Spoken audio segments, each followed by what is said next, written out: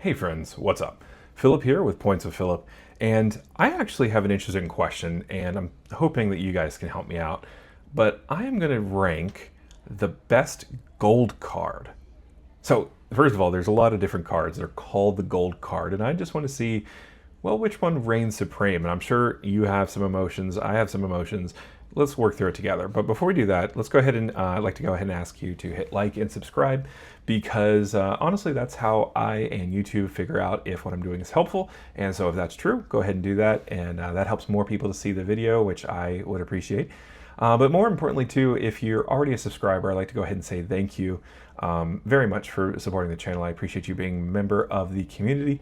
And, anyway, thanks so much for doing that. But let's go ahead and get into what is the best gold card. So the top lines here, some of these cards have no annual fee. And some of these, most of them, have substantial annual fees. So, but here's the thing, not all gold cards are alike. There's, well, a lot of difference, and we'll learn about them now.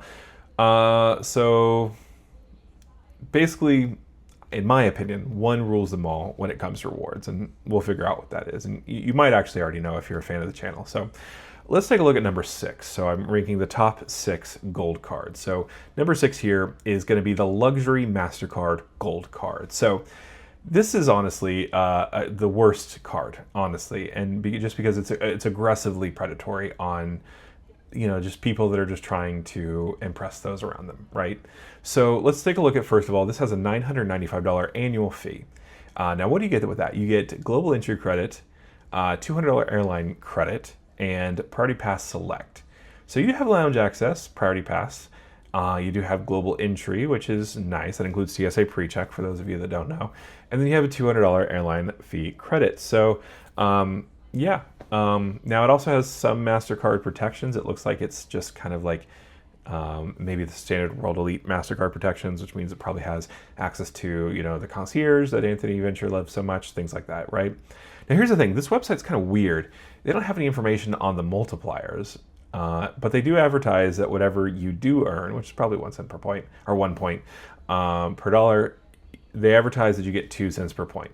How you get that? Not sure. I don't own the card, and honestly, I never will. I think I'd actually get more enjoyment just from burning $1,000, honestly. Now, should you get this card? Absolutely not. This is the worst of the worst, the lowest of the low. Don't do this to yourself. Don't do this to me. Yes, that is financial advice. You please don't sue me. But also, come on, guys. Don't get this card. All right. Now let's take a look at the Delta Business Gold card. So this is one here that I just have. I'm working on a sign-up bonus here.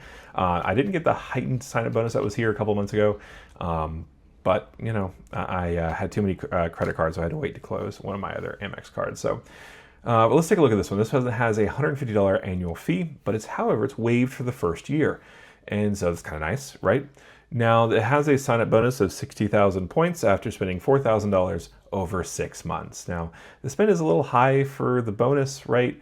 But it's nice. Now, here's the thing. This card is not a solid earner, right? It gets 2 points per dollar on Delta flights with shipping providers and advertising, and then 1 point per dollar on everything else. Now, you also get a $150 Delta Stays credit. And so this actually it happens in your account. You have access to this credit your first year. So the first year that you have no annual fee. So you're kind of already ahead just by holding this card. So should you get this card is kind of the top question, right? So not for spending, right? Maybe if you're doing shipping providers and advertising. However, as we'll see in the future, there are other cards, other gold cards that actually handle that a little bit better.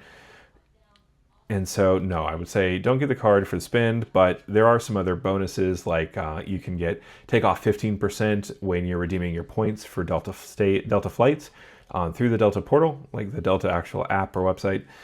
You also get free checked bags for free first checked bag for you and up to 8 other people on your reservation and other things like that. You also have, I think it's priority boarding, so group 5.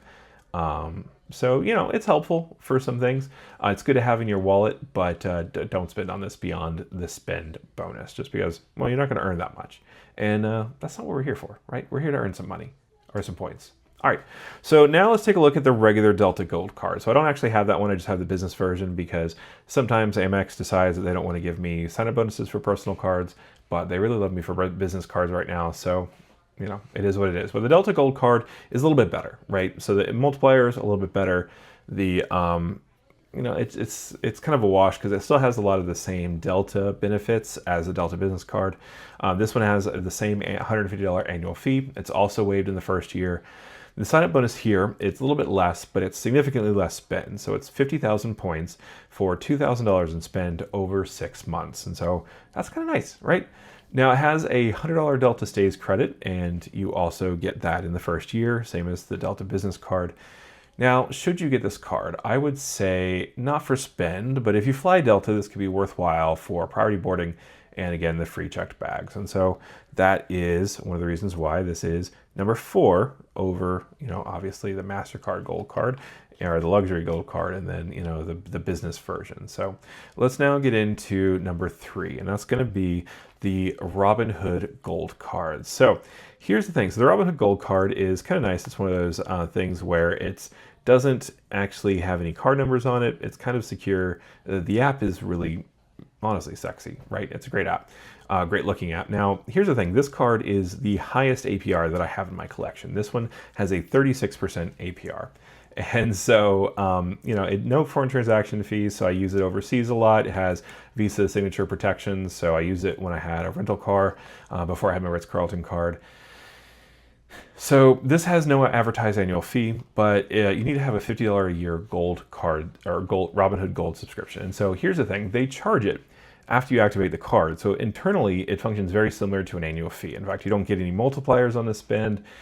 It essentially is an annual fee. They just don't like saying it is for slimy Robinhood reasons, but it is what it is, right?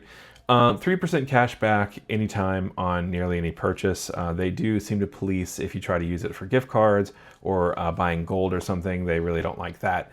So the cash is best deposited into your brokerage account. There are a lot of different ways to redeem that cash. You can see those videos up here, or that video up here.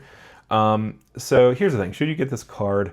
If you're on Team Cashback, it's hard to beat 3% on everything, and unless you existed a year, 6 months ago, and also had a bunch of money to spend with U.S. Bank. So it's hard to beat it in its current form, right? It's unlikely to stay that way, but it's right now. It's nice for the time being at the time this video was recorded. So also, if you're already in the Robinhood financial system, or if you're already paying for gold, why not, right? You're already paying for it. In fact, you actually get a reduced gold fee for holding this card. So, if you're already in the gold ecosystem, then there it is, right? That is a good card. And that's why it's number 3, right? It's got solid earnings. There are some caveats, Robinhood-ness, right?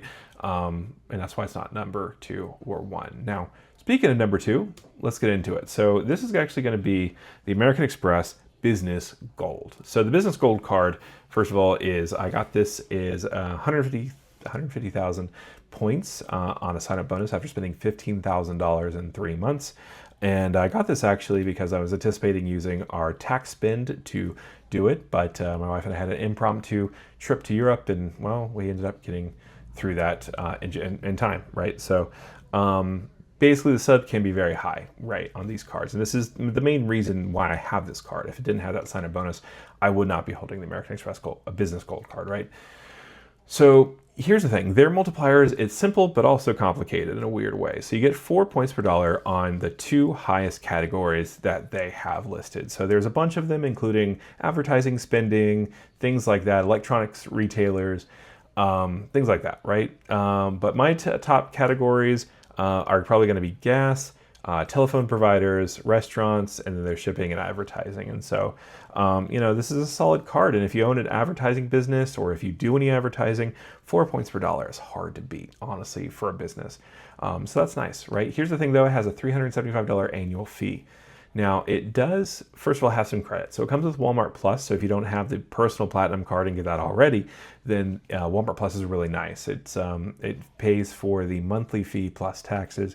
And I use it for free 2-day shipping on some of those Walmart online items. But then you also get free grocery delivery, which I use, quite a bit. And it's nice.